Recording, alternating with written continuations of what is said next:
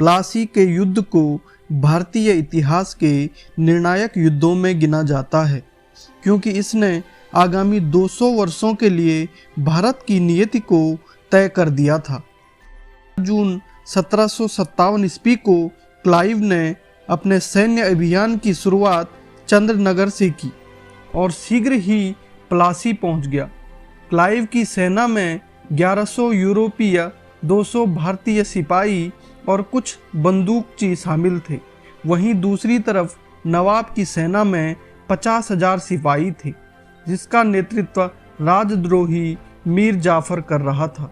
इस सेना में अन्य षड्यंत्रकारी भी शामिल थे, यथा यार लतीफ़ खां और राय दुर्लभ।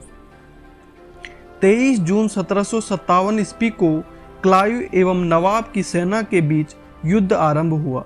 मीर जाफर ने सिराजुद्दौला को एक कपटपूर्ण परामर्श दिया और नवाब ने युद्ध को एक दिन के लिए स्थगित कर दिया। अगले दिन हुए युद्ध में तीनों विश्वासघातियों की सेनाएं बिना युद्ध किए ही वापस लौट गई। इस युद्ध में नवाब के विश्वसनीय सैनिकों मीर मदान और मोहनलाल की वीरगति प्राप्त हुई।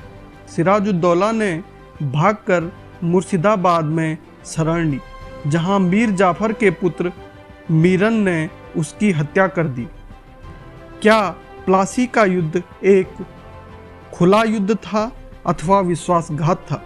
प्लासी का युद्ध एक खुला युद्ध नहीं था, वरन यह एक विश्वासघात था, क्योंकि वर्तमान युग में क्रिकेट मैच फिक्सिंग की तरह इसके परिणाम पहले से ही निश्चित हो चुके थे। भागीरथी नदी के किनारे आम्रकुंज में होने वाले इस युद्ध में नवाब के मुख्य सैनिक अधिकारी मीर बख्शी, मीर जाफर तथा राय दुर्लभ पहले ही अंग्रेजों से मिल चुके थे।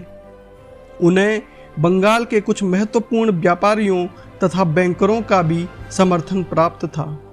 इस युद्ध में नवाब की एक छोटी सी सेना मीर मदान तथा मोहनलाल के अधीन शामिल हुई, किंतु यहाँ भी मीर बख्शी के द्वारा एक गलत रणनीति प्रस्तुत कर इस सेना को विवश कर दिया गया। अगर हम इस युद्ध में काम आए सैनिकों की संख्या पर गौर करते हैं तो हमें यह ज्ञात होता है कि नवाब के पक्ष में 500 सैनिक मारे गए, जबकि ब्रिटिश की ओर से केवल 65 सैनिक हताहत हुए। अतः किसी भी तरह से यह कोई खुला संघर्ष नहीं था।